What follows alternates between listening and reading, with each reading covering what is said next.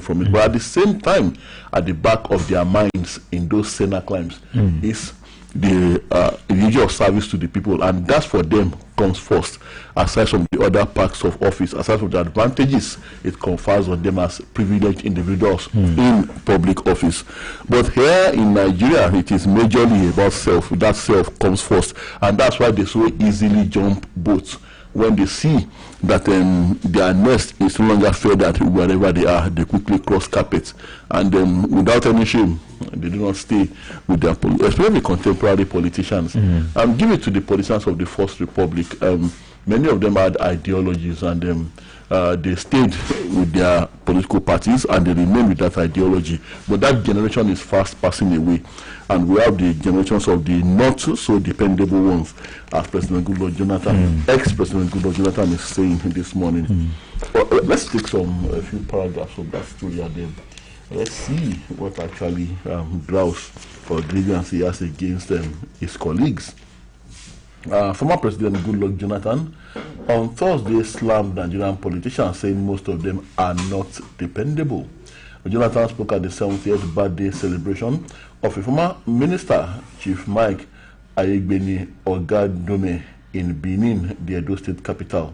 He was emphatic that most of them lack integrity because you cannot take their words to the bank. Ogadome served as the chief of staff to the former president from 2010 to 2014. He was the deputy governor of Edo State from 1999 to 2007, deputy chief of staff to the vice president 2007 to 2008, and principal private secretary to the vice president 2008 to 2010. Now, reminiscing on his days in office as president, Jonathan asserted that he was a victim of treachery during the 2025 general election that marked the end of the 16-year reign of the PDP at the federal level. Well, you should know that treachery is politics' second name, and that's not just in Nigeria. Yes. I witnessed a lot of betrayals, especially during my 2015 elections. Equipped. The former president, however, extolled Chief Ogadome, who he said is one of his most dependable friends, whose loyalty is unequal. Well, it would be very wrong for you to include the one who invited you to a party and say that he's also not dependable. Because before I got to that paragraph, I was also wondering that is Chief Ogadome also one of those ex-President Jonathan is labeling as not dependable. So, and like we have both wondered when we started this program, does that also include himself? Well, he spoke about treachery, he spoke about betrayals, and that he was personally a victim of those two human vices. So, I don't know, but then was he, can we also say this? About him, like I said earlier, that, well, maybe including himself, but I now went down memory lane. I got to, search that former President Goodluck Jonathan, when he was, ousted, let me just say, ousted after the elections, he just went underground. He went underground. He did not we did not hear that he really participated actively in some politics. We were just listening to his words sometimes, and well, until he now came to limelight again, and most times he's talking. Some people, some groups are saying he should come back to politics and contest for the post of presidency in 2027. Well, now he's talking again. Maybe that is why he's skeptical about going into politics, saying, talking about the betrayals and stuff, that Nigerian politics are full of liars and betrayers. And now he said here, you find it difficult to see somebody who will say the same thing in the morning and in the evening, and say another thing the following morning. And that was why he singled out Ogadome when he attended his 70th birthday party, and he said he witnessed a lot of betrayals, especially his 20 years, 2025, he said. He is somebody that you can take his word to the bank. Like you said, Tola, and most politicians, you cannot take their words to the bank. They will tell you something, and the next one, the next 1 hour, they are saying another. And he said many PDP chieftains have been calling on the former years, like I quickly added the other time, they have been calling on him to come and contest. And like I said, maybe it might not be, included in part of those Nigerian politicians who he described as liars and betrayers. Well, in a way, I'm glad that this is coming from him.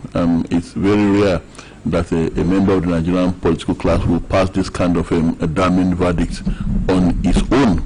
And, well, very much unlike some other politicians that keep defending wrongdoing, that keep defending failure, that keep defending ineptitude. Like the National Assembly members, every time Nigerians ask them to be accountable, they will say Nigerians are insulting them.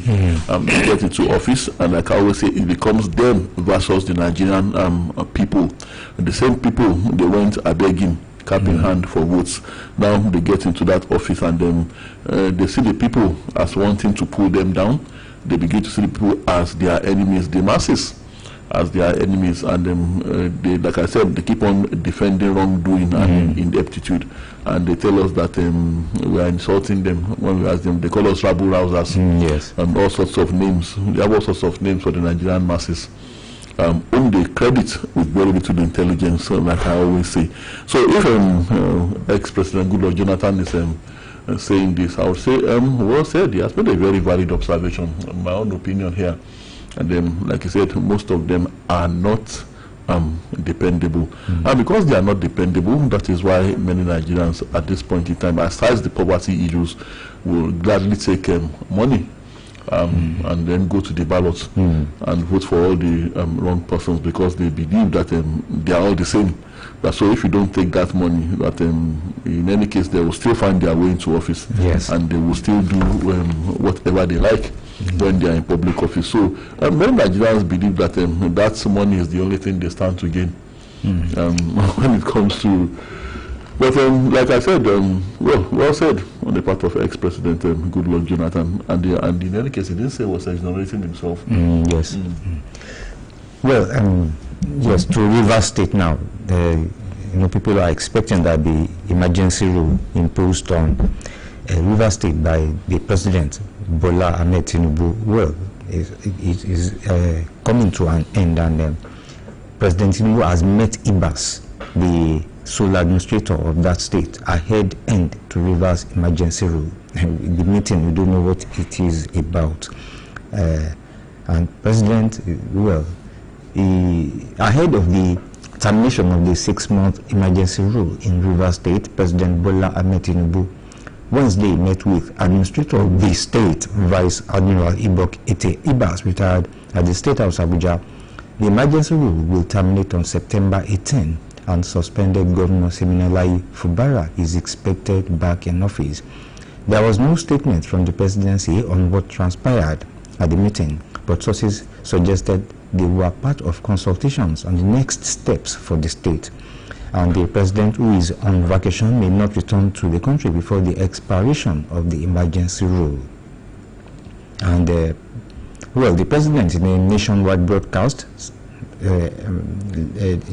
earlier this, he has suspended Governor Fubara, his deputy, Mrs. Ngozi Odu, and all members of the House of Assembly for 6 months. Yes, that meeting is what I am particular about. That meeting, what transpired.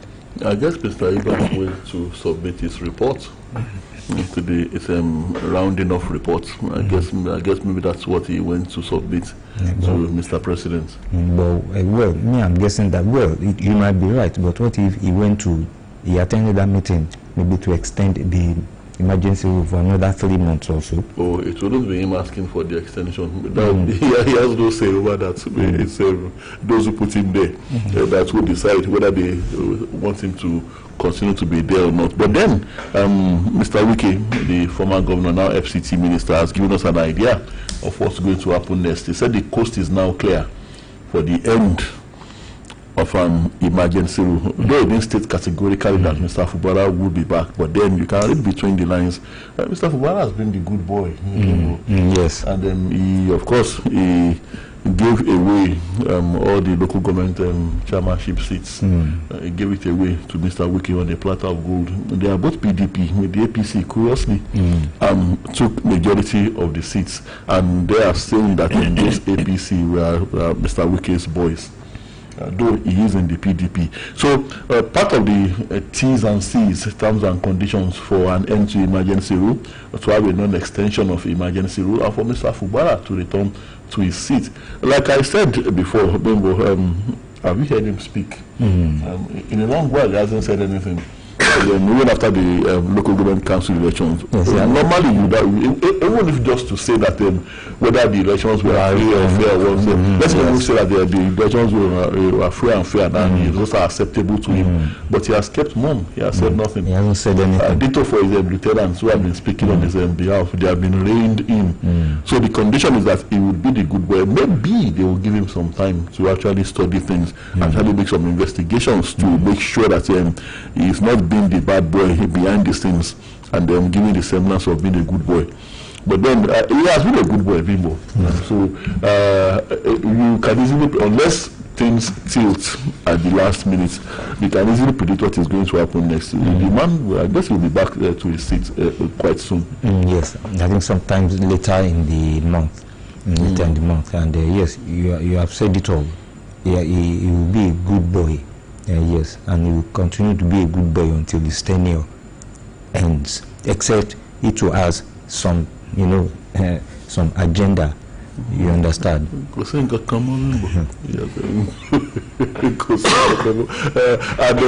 I don't know is if Mr. Wike will be trusting him again for a second time. I doubt if that is going to happen. Of course, we will not trust him. That is always what happens. They'll just let things like this happen. They'll just give him a soft landing. He'll retire peacefully without the EFCC on his trail. They'll call off the pit bulls of the EFCC. You know that the pit bulls have actually been waiting outside Mr. Fubara's door all this while, and they're only waiting for him to step out fully. He stepped out halfway, and they are reaching for his leg at the moment. But now that he has been a good boy, they might call off the pit bulls, and then, of course, like I said, he will be allowed to retire peacefully and pale into political irrelevance. Well, my thoughts here, I guess that's what's going to happen. Yes. Now, the North Central will vote for President Bola Ahmed Tinubu during the 2027 elections, All Progressives Congress APC state chairman in the region said yesterday. And also, the Minister of State for Education, Professor Suwaiba Said Ahmed, said there is no vacancy in Aso Rock, the seat of government. Always talking, confidently that this will happen, this will not happen. 2027, they are saying, they are boasting that yes, no one can defeat President Bola Tinubu in 2027. We'll see. And Oshun Algon raises alarm over alleged plot to divert local government funds. Their riders want CBN governor to investigate how the bank opened local government accounts with APC members as signatories instead of civil servants. Their submission lacks merit, should be ignored, says Oshun APC. Well, politics or not, I think this should be investigated. These allegations should be looked into. It says chairman of local governments in Osun State under the umbrella of Association of Local Governments of Nigeria, Algon, on Thursday alleged an attempt to divert the funds of the state councils. The state Algon chairman, Honorable Sarafa Din Awutunde, who raised the alarm in a press conference in Osogbo, said that On the 28th of August 2025, during a live broadcast on a private TV station, one of the counsel for the APC in the various cases it has with the state government on the control of Osun State local governments, who is also an APC governorship aspirant in our state, Mr. Kunle Adegoke, popularly known as KRAD, admitted that the Central Bank of Nigeria had opened accounts in the names of local government councils in Osun State with APC officials as signatories. You recall that the funds for the local governments have been withheld for some time now, after which they have been calling the local governments and people of the state, traditional rulers have been calling, and even the state government have been calling for the release of these funds to the local governments. Well, it says, let the facts be clear. That's coming from the state outgoing chairman. It says, let the facts be clear. These so-called APC members are impersonating the statutory civil servants who are the legitimate signatories to all existing accounts of the 30 local governments in Osun State. What they have done with the convenience of the CBN is against the law and all extant establishment laws. Okay, I'm trying to look at the I'm trying to find the response of the APC here. Okay, assurance is coming from Algon of their commitment to the. Okay, well, I can't seem to find that. It just says the APC just says their submission lacks merit, should be ignored. Well, this should be looked into, and if this is true, perhaps the Osun State Attorney General of the Federation should explain to Nigerians why it should be so, make Nigerians understand why this should be. But I don't want to believe it. I want to maybe agree with the APC that the submission lacks merit, should be ignored. If it lacks merit, then that means it's not true. Yes.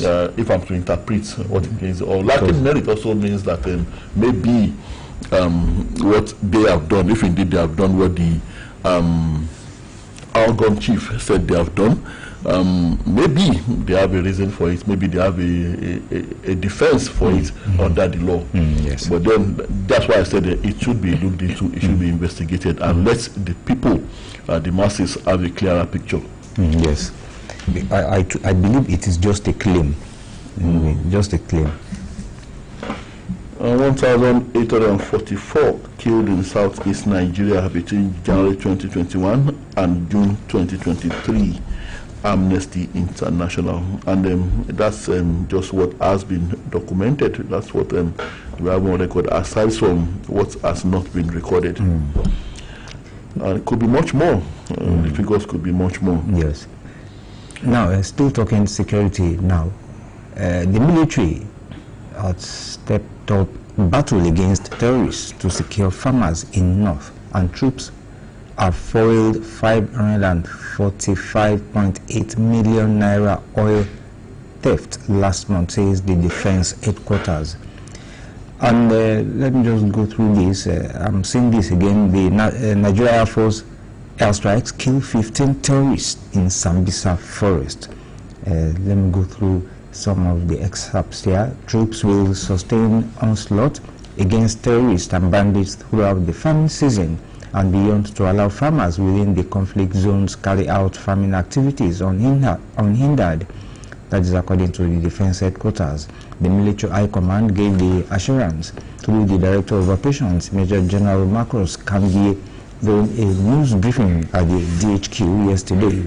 Major General Kambie stated that troops have continued to respond to distress calls about terrorist activities, neutralizing and arresting several terrorists, thereby ensuring a safe environment for citizens.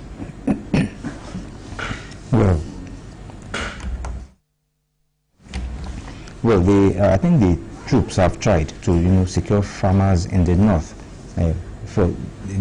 during the famine. Yes, the famine period. But is it only the famine period, during the famine period, that they will try to secure the farmers and people living in that region of the country? Well, that is a question. And of course, also yesterday, the Nigerian Air Force said its members killed more than 15 terrorist suspects in precision airstrikes on a newly identified hideout west of Zuwa in the Sambisa general area of Borno State. Well, if they are indeed securing farmers and allowing them to access their farms at this critical period, that for me is the most gratifying part of the news. So that's the best part of it. For me, it means that we will be seeing the dividends of the efforts of the government to sustain and enhance food security in this country, because that has always been the problem. The farmers have not been allowed to access their farms. Part of the big issues we have in the agri sector, and any food coming from that place, of course, would be expensive. Yes. Because in some places too that the farmers they have established small fiefdoms, that is talking about the bandits and the terrorists, and the farmers have to pay every in terms of levies and taxes to them, and will be tied them if they do not pay. They should look into this too, especially in states like Zamfara and even Katsina, where these people, they are not in hiding, like I always say. So I think it's time to move in on them and make sure that the farmers are allowed to farm in peace, and no one ever troubles them again. So a good one, indeed. This is the situation. Previously, we had army chiefs that were telling us that there was no way they could secure the farms, and that any farmer that wants to go to the farm must first of all take formal permission from the military authorities. So they will tell that farmer whether it is safe or not to go. That was the situation, especially I think during the Jonathan era, they will know that the Buhari administration. But if that narrative is changing now, well, that would indeed be very gratifying, like I said. Then I believe that, like I said earlier, that is it only during the farming season that they will be securing these farmers and these farms in these zones. But I believe the farmers in the north, they embark on all year-round farming. So I believe that means that they will be, secured on their farms all year round, at least to some extent. Showdown goes between Ayedatiwa local government bosses on FAAC funds. Okay, why should they be having a problem on funding local governments again in that particular state? The Ondo State Governor Lucky Ayedatiwa and the 18 elected local government chairmen in the state may be heading for a coalition over the control of monthly allocations from the Federation Account Allocation Committee, FAAC. This came as the Association for Good Governance Advocacy, AGGA, reinforced its call on President Bola Tinubu to urgently intervene and enforce financial independence for the 774 local governments across the country. The group alleged that despite the Supreme Court's July 2024 ruling granting financial autonomy to local government councils, council chairmen in Ondo State still lack full control of their funds. The group's intervention comes amid fresh revelations by some council chairmen who alleged they were compelled to return a large portion of their allocations to the State Ministry of Local Government and Chieftaincy Affairs. So you see, Bimbo, the money goes to the local government councils according to the enforcement of financial autonomy for the local governments as declared by the Supreme Court. Then the state government forces them to return the money. Now, I wanted to note something in this story, Bimbo. It is not that the local government bosses are directly challenging Governor Ayedatiwa. I think a particular group is acting on their behalf, although they could well be the ones spurring the group to do that. But then, like we always say, the council chairmen are always in the pockets of the governors. Yes. Either way, well, except in a state like Rivers, where we know who the actual governor is. We know the actual governor is in Abuja, and not exactly the ceremonial governor. The ceremonial governor is in Rivers, and the ceremonial acting governor is also in Rivers State. So now. The situation here, in most instances, Bimbo, either the council chairman are of the same party as the governor or not, they tend to remain in the pocket of the governor. And after a while, you hear them jumping boat, or they are driven off their seats. So, in this particular case, the council chairman in Ondo are behind the scenes, and quietly they are complaining. They are not complaining loudly. It's just that a particular group is helping them to make their voices heard.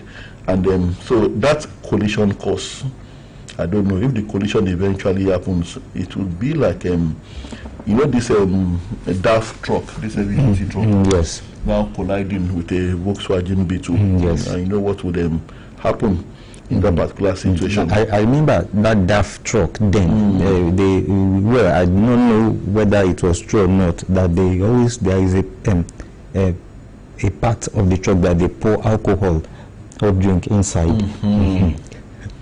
So what is like to be you are driving your Beetle and drunk DAF. That's the way the driver. The vehicle itself is drunk. And the vehicle itself is under the influence of alcohol. We are not that on the right side. But at least this is the first time that we are seeing council chairman making, though feeble, a kind of attempt to challenge their governor over this matter of local government funds. Maybe others will be following suit, and maybe others will be more brazen in the near future. Now, the council chairman, they are saying here, we get only 4 million naira monthly despite multi-million naira allocations. Council bosses allege. Now, government dismisses allegations, says uproar politically engineered, insists process is transparent. And group urges Tinubu to enforce financial autonomy for 774 councils. Again, investigation is key here. If indeed the council chairmen are being forced to return a substantial part of what comes directly to them from the federation account, this should be looked into, and we should know who is being economical with the truth. I think the Attorney General of the the Accountant General of the state and the Commissioner for Finance would have questions to answer in this case, if indeed these allegations are true. Well, they caused it all in the first place. That is why they are suffering now. Not only in those states, other states now they're suffering to get. Asking to, begging rather to get their funds back directly, you understand, instead of the federal government still paying to the joint state accounts. Although I think they have opened their accounts, but I think cash is not flowing into those accounts. I don't know what's happening. No, you see that now, the chairman, they are all speaking anonymously. I wonder why they won't got this much nerve to confront the governor, but they are not coming out with their identities. Now, emphasizing defiance of the law, some of the council chairmen who are speaking anonymously accused the state government of flouting the Supreme Court ruling on full local government autonomy by denying councils access to their statutory allocations. Now, according to one of the chairmen who accused the government of shortchanging councils, we are only entitled to 4 million naira monthly from the FAAC funds allocated to us, while the substantial part of our funds is controlled by the governor. And then, let me fast forward now. They said, for instance, in the FAAC allocation for June, some local governments received 644 million naira, 590 million naira, and 405 million naira. You can verify this from the budgets from a particular website. So, despite this huge allocation, the chairmen are only entitled to 4 million naira to run the councils. And what we learned was that the reason the state government is still managing our funds is because of some of the local government responsibilities, such as primary health care, basic education, and the funding of Amotekun are still under the supervision of the state government. Oh, wow. Now I wonder. But I think if the state government were to fully cede these responsibilities to the local government councils, talking about primary health care, basic education, and the funding of Amotekun, I think it would be a relief to the state governments, and then it would be the council chairman that would have to be on their toes in terms of accountability. If they mismanage the funds, once they know that they will be in serious trouble if they mismanage the funds. Of course, the governor, who is still smarting from the fact that he has been denied full access to these funds, so he will be there as a watchdog to make sure that any council chairman that mismanages the funds would have to answer to the law. I don't know why the governors are not looking at it that way. But then this should be looked into, and I still don't know, if you say that you are giving funds directly to the local government councils, how come the state governors still have so much power, so much control over those funds? Yes. Now I have this, and this yes, a story we were trying to, yes, I think we looked into it yesterday in our reports in the news that is talking about the purchase of textbooks, yearly purchase of textbooks. And now two states or three states have already embarked on a halting of that, and now the Plateau Assembly has halted yearly purchase of textbooks. Graduation parties in schools, yes, elaborate graduations, especially in the private schools. And now, you know, when we were young, like we are four in our family, when we were young, the textbooks I use, I'll pass it down to my younger sister. She'll pass it down to our own sister. And the curriculum was almost the same, except those that are, sometimes yearly changing. It is only myself as the first child that is being focused on that they will buy new textbooks for. And so you're sure that that privilege of enjoying brand new books. Brand new books, yes. And I will be warned that those books must not have any problem at all. Talking about must not be defaced. Defaced, yes. Now, but nowadays, yes, they even put answer scripts, answer sheets attached to the textbooks. You answer the questions inside the textbooks, making it quite impossible for any sibling to reuse that textbook, and it has been causing a lot of pains to parents whose children are still in secondary school. Well, I experienced it too, and I'm sure you experienced it too. Of course. And now, now the Plateau State House of Assembly has stopped the compulsory yearly purchase of textbooks imposed on parents by schools across the state. And the Assembly said textbooks could be reused among pupils, including siblings, to reduce hardship families currently face. And the resolution followed a motion moved by Joseph Buka, representing Shendam constituency, and seconded by Matthew Kwapo Silvanos, representing Mangu South, during plenary. Yes. And I can also recall that we mentioned this earlier, sometimes last week, that this reuse, purchase of textbooks yearly, it is in connivance with some publishers and authors. And authors, yes. And I hope our owners of assembly too can, just look into this and see what, even our governor too in your state. But then, if you are going to stop the yearly purchase now, which of the authors and the publishers would be the beneficiaries? Because in those days, I remember this particular book, the Nigerian Oxford English course. Yes. And of course, I think it was a coalition of authors that used to produce those books. And even the mathematics too. You had Lacombe, you had quantitative aptitude and all that. So, so that's why I'm asking that question now. That is it? So, which of the many authors now that rush to the Ministry of Education every year to have their books listed as the book to be used for that particular year and all that? So, which of them will not be the beneficiary? I guess the very best.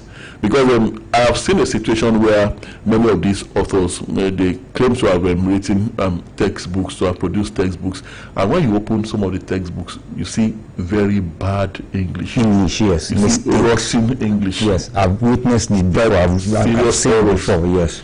And yet, you know that all these ones are after is just to make money, to milk parents and to milk the students. And that, unfortunately, that is what they have to use once it has been certified by the Ministry of Education. So let's go back to those good old days. Although the Nigerian Oxford English course series, well, a book like that, well, might no longer be relevant now because of contemporary realities in our country. You know, this particular part of the series that was about a particular family during the long holidays. They went visiting.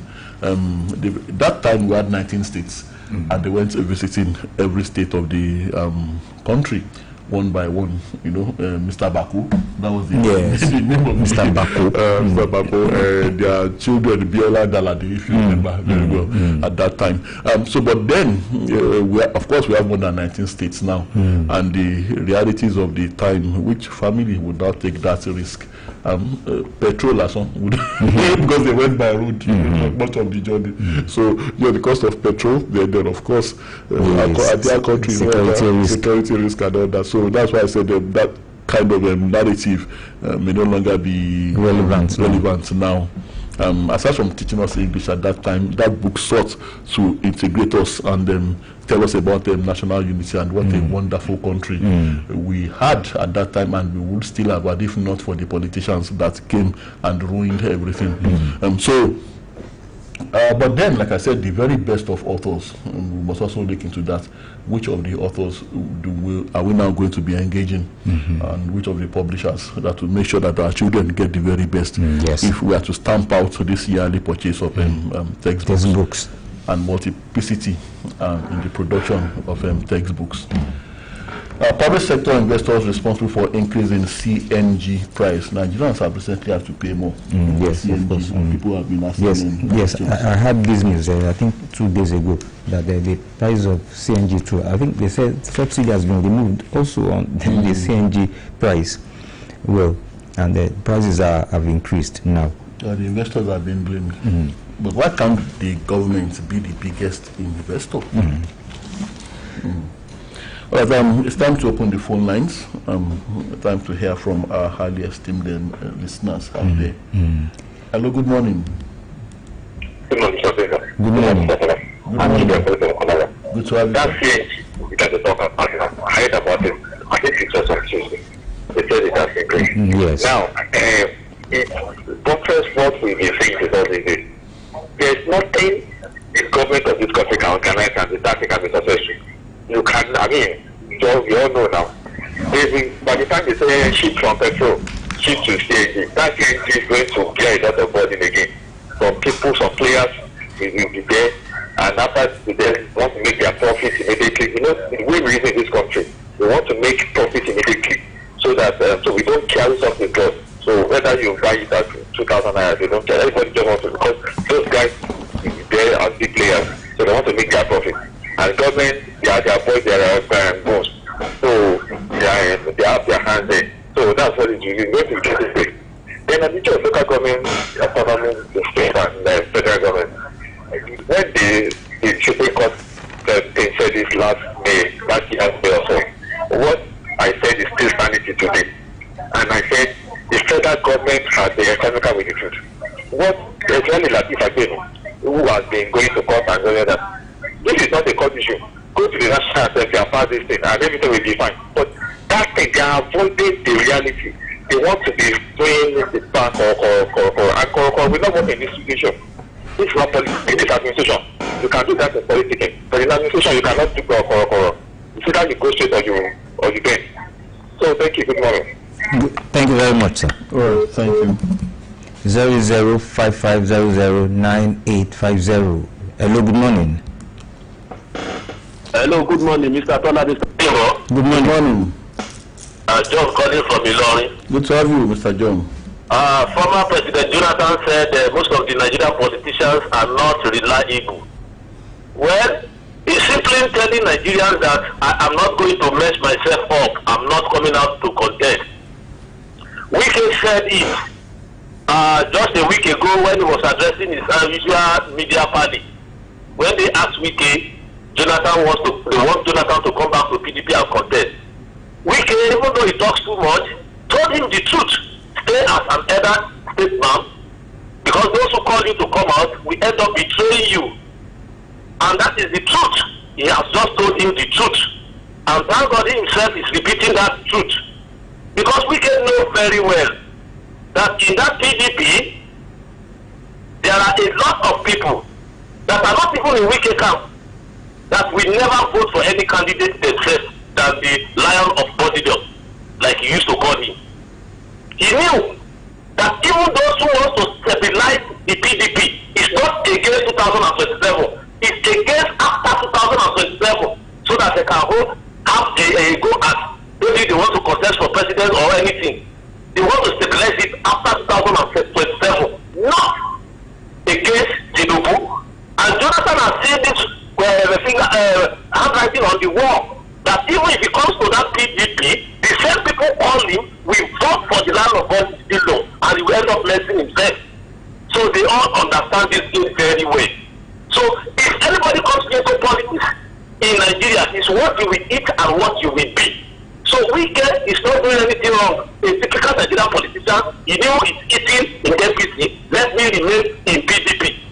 While others are trying to stabilize PDP, not because they want the president to lose, but they are working. After the president leaves, they believe APC will crack, and PDP, they will have a firm hold of PDP. Enjoy your day. Good morning, sir. Thank you very much. Thank you. Bimbo, I'm seeing a picture speak here, and I'm beginning to call to question. There's something called general order in the civil service, and I don't know. I'm confused. What is appropriate as what is appropriate and as to what is not. Now, local government workers in Ekiti State presenting a check of 10 million naira to Governor Oyebanji in support of his re-election bid. I thought as civil servants we were supposed to stay off politics. At least openly, we are not supposed to be partisan. Aside from on the day of the ballots, we go and vote for whoever we want to be governor. But civil servants here are coming out brazenly and presenting a check to the governor, 10 million. It's not a matter of where they got it, but then to think that, like I said, I don't know if this is appropriate. I don't know if this is right. Of course, it is not appropriate. It is just out of the question. Yes, but how they got it? Yes, we can still question it. How they got that money? Although it's just a paltry sum, considering the present economic situation of the country. I suspect it's just the leaders of the union coming together and dipping their hands into the course of the union. And because all of them, it's not possible. All of them cannot be APC. Hello, good morning. Hello, good morning. Good morning. I'm Eleti Ofe. Good to have you. I'm a Jonathan. What do you expect from him?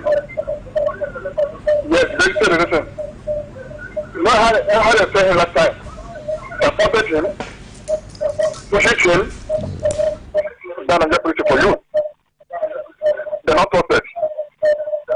So when I said that, they're on. Now we have done the jeopardy wrong. The one that was massive. So like, can I tell you them?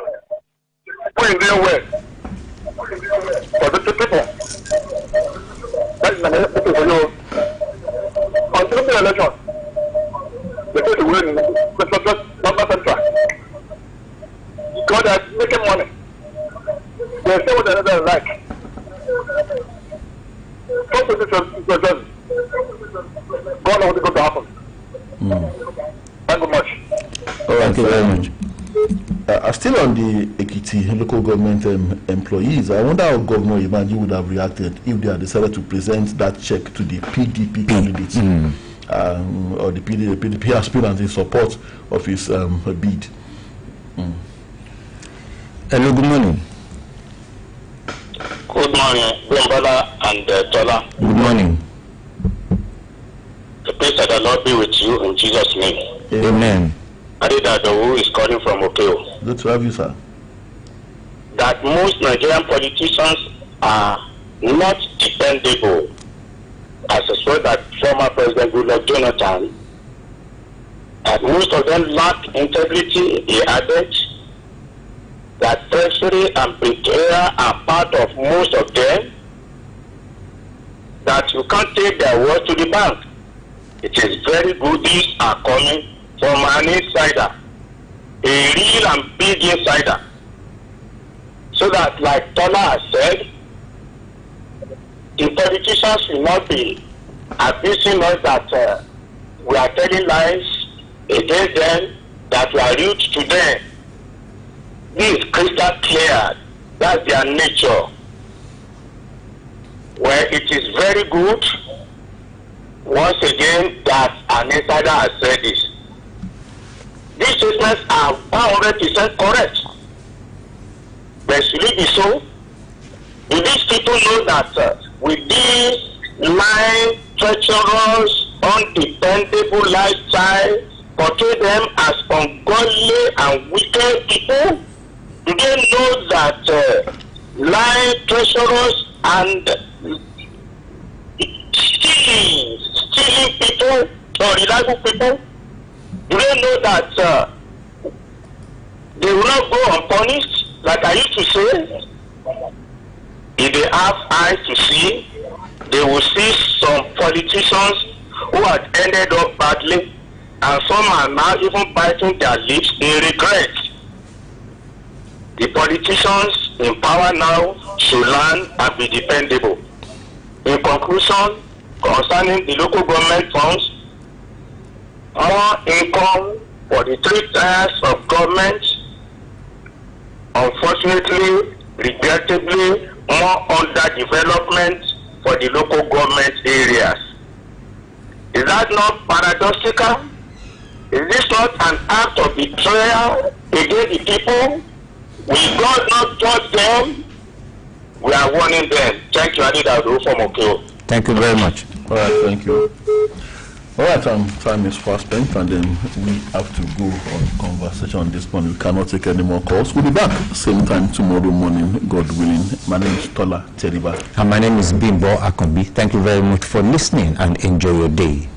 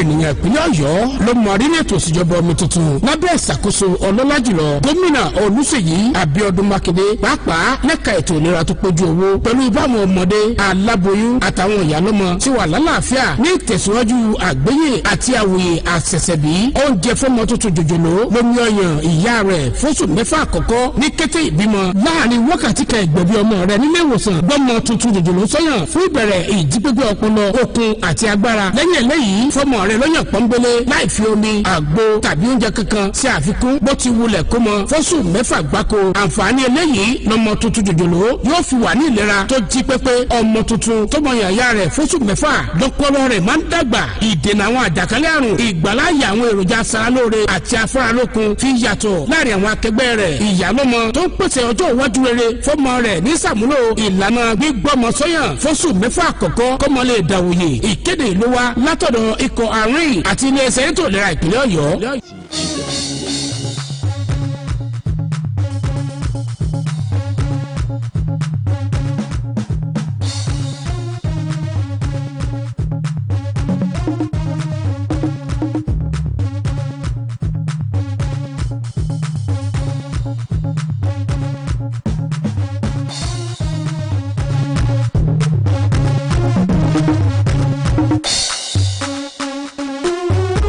beautiful Friday morning to talk sport once again. This is Oluyole 98.5 FM, the Trailblazer, the pride of the nation, and of course, with the best in the West. Oluyole Gumala is here once again with all the news that you can use in the beautiful and ever exciting world of sport. Bring you the latest, the hottest, and the juiciest sport news this beautiful morning. Well, it is day number 5 in the month of September 2025. I already know that we're moving even closer to the big World Cup qualifiers between the Super Eagles of Nigeria and the Amavubi of Rwanda, holding later tomorrow in Uyo, Akwa Ibom State. We'll talk about that on the show this morning, and also take a look at stories coming from various clubs in Nigeria ahead of another match day. That's match day 3 in the Nigeria Premier Football League. Shooting Stars will be in Ibadan on Sunday to host our Southwest neighbors and rivals Ikorodu City Football Club. Shooting Stars are hoping to build on their last performance in their last game in the league, and that was when they traveled to Benin City last weekend to pick up a valuable point. So they'll be hoping to win their first game of the 2025-2026 MPFL season. Don't forget that their first game was against Bayelsa United in Ibadan, which they lost, and of course against Ikorodu City right here in Ibadan on Sunday 4 p.m. Fans of the club will be rooting for the club to pick up their first win of the season. Alright, so welcome on board once again. My name is Oluyole Gomola. Don't forget, we're also live on October FM 96.3 and Agility FM 92.1. This beautiful one. We're also streaming live on Facebook. Oluyole 90.5 FM on Facebook. Alright, let's kickstart from the home front.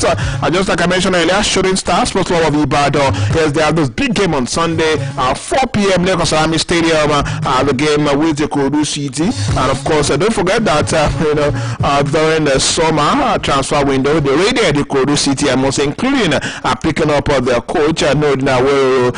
So it's a lot to play for. Let me inform you. And of course, the news has it that Jonah James has completed a move to Shooting Stars.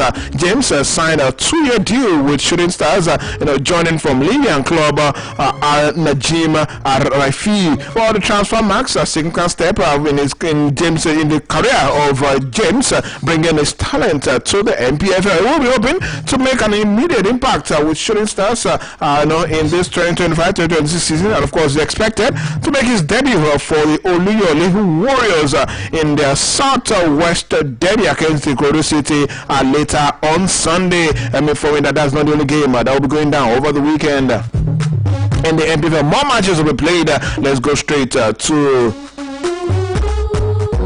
the camp of Barra Football Club, where the technical advisor Adam Bosso has said that his team will improve on their last performance against Bayelsa United. Adam Bosso's men fell to a 2-0 loss to Bayelsa United in their match day 2 fixture. Bayelsa United, they've been incredible so far this season. 2 matches, 2 wins already. A fantastic one for them. Well, Barra Football Club will hold better insurance their temporary home ground at the Sonny Abacha Stadium this weekend. They will be seeking their first victory of the season as well. Barra Football Club are currently 18th in the MPFL with just 1 point this very season. From the camp of Barra Football Club, let's cross straight to the camp of Katsina United, where Abubakar Mohammed has been promoted to the senior team of the Nigerian Premier Football League side, Katsina United Football Club. Mohammed previously served as assistant captain at Katsina United's junior team.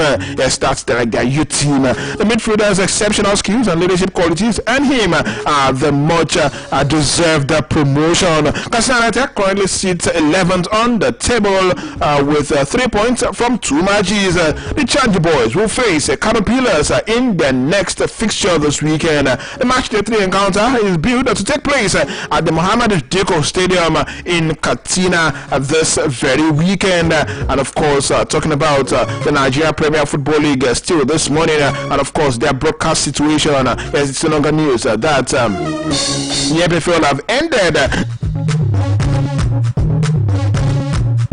the ended their broadcaster partnership with, of course, the cable TV that signed a 6 billion naira broadcast deal with them about 2 years ago. And of course, the broadcast company have come out to say once again that it's not sustainable to keep, the contract with the NPFL. Let me inform you that Chief Executive Officer of the cable network, that's Joshua Wang, has opened up on the cancellation of the broadcast deal with the Nigerian Premier Football League. Of course, so you recall that the cable network and the NPFL signed a 5-year deal worth 6 billion naira back in 2023, but the agreement has now been terminated after just 2 years. The cable network ended their deal as the official broadcast partners of the NPFL following a poor return on investment, especially on the patronage of the decoder and offerings in Nigeria by Nigerians.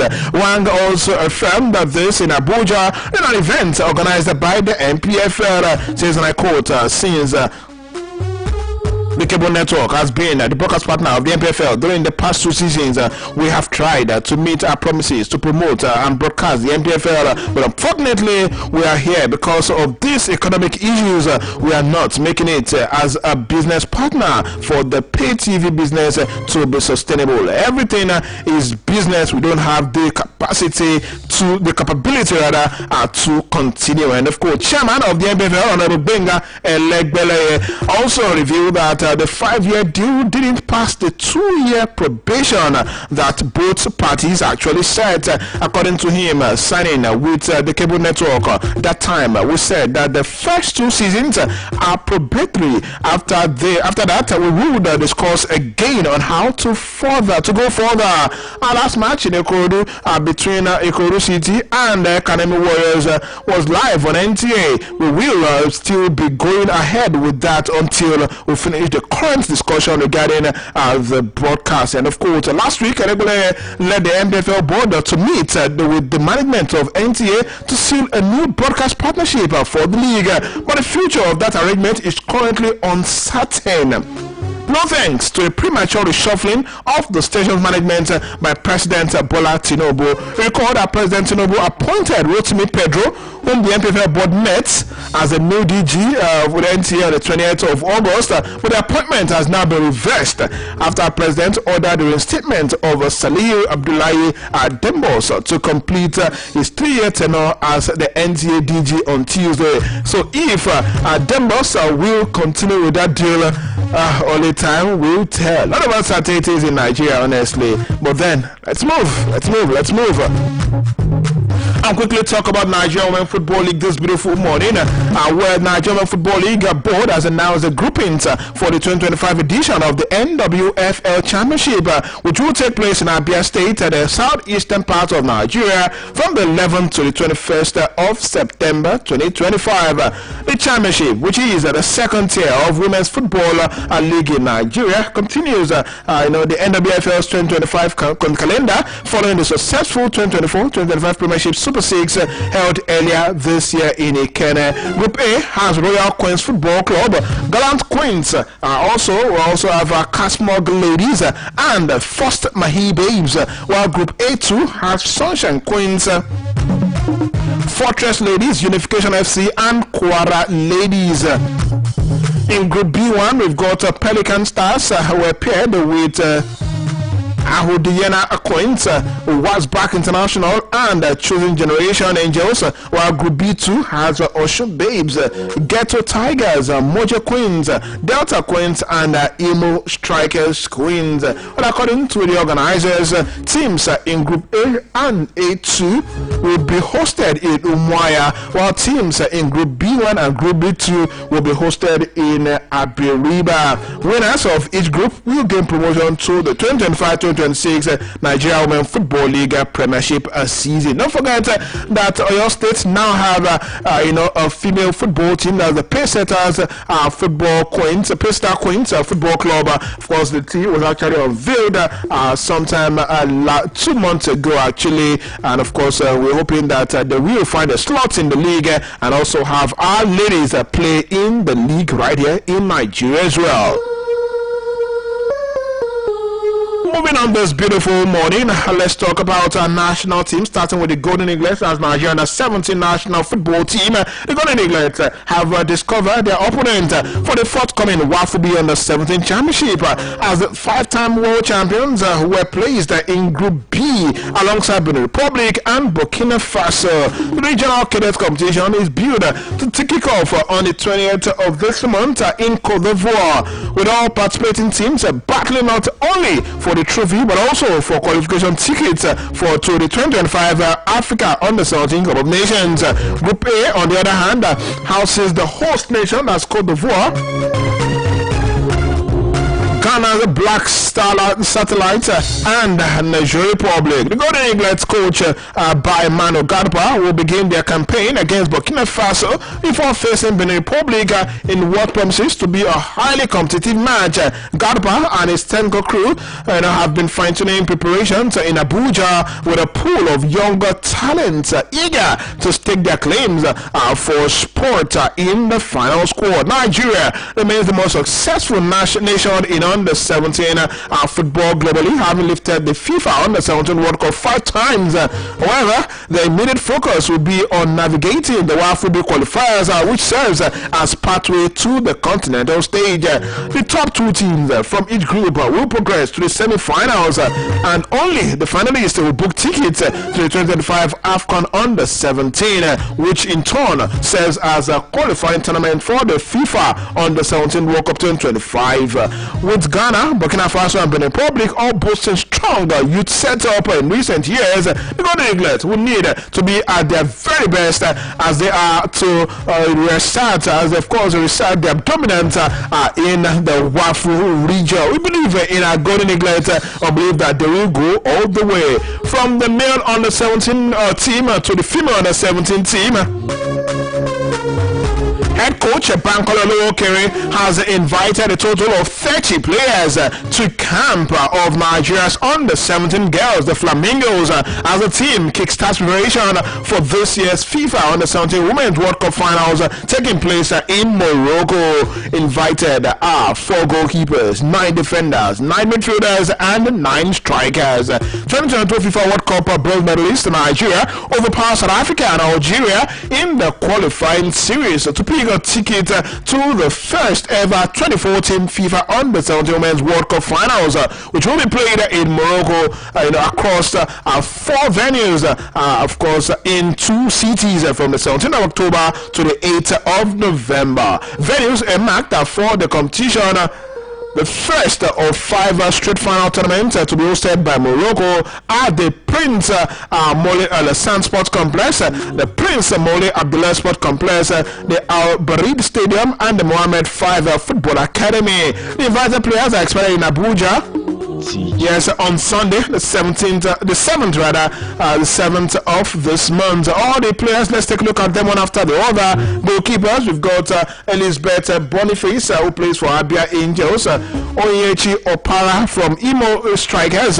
Also, we have got Abigail Amecha from Team Abia, and Siva Ichefu from Bayelsa Queens.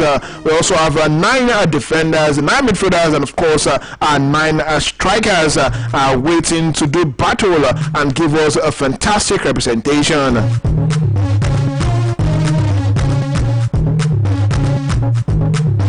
Alright, from there, let's cross over to the World Cup qualifiers this beautiful morning. Talking about the Super Eagles and all of the teams vying for a place in next year's FIFA World Cup. A number of games were played yesterday. Well, in Group A, in Bissau, Guinea-Bissau and Sierra Leone played out a 1-1 draw. In Group D yesterday, of course, in Mauritius lost to Cape Verde by 0-2. In Luanda yesterday, Libya defeated Angola by a single goal. In Yaoundé, Cameroon defeated Eswatini 3-0. Group G, in Algeria defeated Botswana 3-2-1. Group H, Sao Tome and Principe lost. They lost narrowly to Equatorial Guinea 2-3. While Tunisia trashed Liberia 3-0. Chad and Ghana played out a 1-1 draw. Yes, with Ayew opening the scoring for Ghana in the 17th minute of the game before Ekwa equalized for Chad in the 89th minute of that encounter. Madagascar were also in action yesterday. They defeated Central African Republic 2-0. And also Mali trashed Comoros 3-2. Alright, let's talk about the game that has to do with the Super Eagles of Nigeria. Starting with our group opponent, where there is currently tension in Group C of the Africa qualifying zone for the 2026 World Cup after Lesotho threatened to protest against South Africa. This was revealed by Mokosi Mohapi, the Secretary General of the Lesotho Football Association, LFA. Mohapi also has warned South Africa not to include Teboho Mokoena in their squad for the 2026 World Cup qualifiers later today. The match day 7 fixture is billed for the Free State Stadium. Mokoena has been the subject of controversy since South Africa's 2-0 win over the football minnows earlier this year against Lesotho. The Mamelodi Sundowns midfielder picked up 2 yellow cards, making him ineligible to play in their match against Lesotho. However, he still featured in that game, and as per FIFA rules, South Africa should have gotten a 3-point deduction if the opposing team submits a protest within 24 hours of the match conclusion. Well, according to Mohapi, if South Africa dare to play Teboho Mokoena, we will lodge a protest, and we will tell you why. We will lodge a protest which goes back to the other match because he has never served the suspension that he was meant to have served. Against Bafana, we are going to wait 3 minutes into the match and then protest. Well, that's the situation of things. But then let's take a look at our own game. Of course, holding tomorrow in Uyo. The Super Eagles are not making the mistakes of thinking too much about the showdown with South Africa's Bafana in Bloemfontein later next Tuesday, but are rather focus on their clash with Rwanda's Amavubi in Uyo later tomorrow. That's according to the team captain William Trust Ekong. He says the team is fully focused for that particular game. Nigeria has not had the campaign to be proud of, especially in the first 4 matches of which, of course, Nigeria won none. But Ekong says the squad has committed to taking all points in the remaining matches, believing that will be good enough to send Nigeria to the 48th nation finals holding in North America later next summer. Let's listen to William Trust Ekong. William Trust Ekong, the captain of the Super Eagles, speaking this morning. William Trust Ekong. Now we're waiting for the last few players to arrive very shortly. Looking forward to having a full house for training tonight. But yeah, no, I think the boys are very focused. You know, we're looking forward to the game on Saturday. I want to thank them for their support. I want to ask them to continue to encourage us to be in the stadium on Saturday, to be praying for us, everyone else in Nigeria. No, it's going to be important, you know, set up games for us now, starting on Saturday. We know the gravity of this game, and yeah, we're going to be focused on preparation because I think that's the thing that's going to give us confidence for the game on Saturday. Benjamin is a humble, hard-working, very talented defender. I think we were all really impressed with what he showed us in the Unity Cup. To win the Unity Cup and also to come in so last minute and to play so well, it's not easy at all. So I think a big credit to him. I know how hard he's worked. Also a big credit to my teammate Moses Simon for giving him the opportunity and bringing him to his academy before he came to Brentford. So it's things that we love to see. You know, we have a young talented player that's going to be the future of Nigeria as a defender, and we have a current very talented Super Eagle who has helped him give the opportunity to play professional football and be a Super Eagle. So it's an amazing story, and yeah, I'm looking forward to seeing him continue his development and becoming important for the team. Captain William Trust Ekong speaking there, saying that the focus is on Rwanda later tomorrow in Uyo. South Africa game is next week Tuesday, so we'll take it game by game. When Nigeria's camp attained full capacity on Wednesday evening following the arrival of midfielders Raphael Onyedika and Chris Santos Uche, as well as the forwards of Victor Osimhen, Samuel Chukwueze and Tolu Arokodare. It was a full training session yesterday in Uyo, and of course among players in camp are Oluyole and Alex Iwobi, who was also in camp, and of course are talking tough for it. Let's listen to the two fantastic players, Oluyole and Alex Iwobi, speaking this beautiful morning. The message to Nigerians is that we know it's a tough task ahead of us, but we're ready to for the challenge, and we're looking forward to it. At the end of the day, it's another 2 games of football, and we're going to try our best, and we're looking forward to it. So keep believing and supporting us. I just like to play football. That's my thing. I like to play football. I like to enjoy while I'm playing football. So that's what keeps me going. My message will be to continue supporting us as players. We believe, so if you guys can believe of us as well and give us the energy that we need to go and get the result that we want to do to achieve to go to the World Cup. The mood's good, everyone's feeling good and optimistic, so we're excited to play our first game against Rwanda. Hopefully we can prepare well and, like I said, get the result we want. For me as a player, I don't even really look at stats, but it's a privilege and an honour to represent 3 big teams in the Premier League, and I'm grateful for the opportunities that the managers have given me. So yeah, to be at in such conversations like Oluyole Ayobi, that's a legend in the Premier League, I'm grateful, but it's still a journey. I'm still going to try and play as many games as I can, and hopefully I can surpass it with great numbers.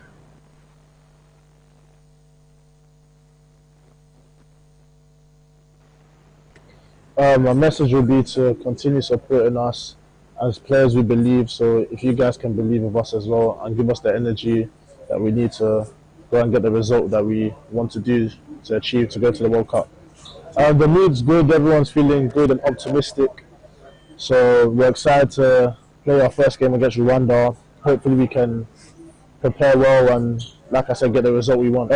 For me as a player, I don't even really look at stats, but it's a privilege and an honour to represent 3 big teams in the Premier League, and I'm grateful for the opportunities that the managers have given me. So yeah, to be at in such conversations like Oluyole Ayobi, that's a legend in the Premier League, I'm grateful, but it's still a journey. I'm still going to try and play as many games as I can, and hopefully I can surpass it with great numbers. All right, that's just a quick trip to the camp of the Super Eagles in Oluyole this beautiful morning. Let's cross over to other sports, starting from the US Open, where the finalist for this year's US Open Women's Final is up and decided already. And let me inform you this beautiful morning that Amanda Anisimova fought back from a set down to beat Naomi Osaka, set up an enticing US Open Final game against defending champion Aryna Sabalenka. Anisimova took charge of the deciding set to win 6-7, 7-6, 6-3 and reach back-to-back Grand Slam finals. The American 8th seed fell to a humbling 6-love loss to Iga Swiatek in a first major final at Wembley in July. Of course, with that win, she will be facing of course, Aryna Sabalenka in tomorrow's finals. Well, her reward is a meeting Saturday's meeting with Aryna Sabalenka, world number 1, who earlier claimed a very important 4-6, 6-3-6 for comeback win over Jessica Pegula. Of course, we're looking forward to that particular final later on tomorrow. Of course, for the men, we've got the semi-final games later on today. The men's singles, we've got Novak Djokovic taking on Carlos Alcaraz today in the, of course, men's singles semi-final, while Vasiliev will take on Miguel in the other semi-final match. Those games will be played decided later on today. Talking about the US Open. Quite a lot to talk about, ladies and gentlemen, but then time, never a friend while talking sport. But let me take you through the results of matches played in Europe yesterday. Oluyole, and I was talking about the World Cup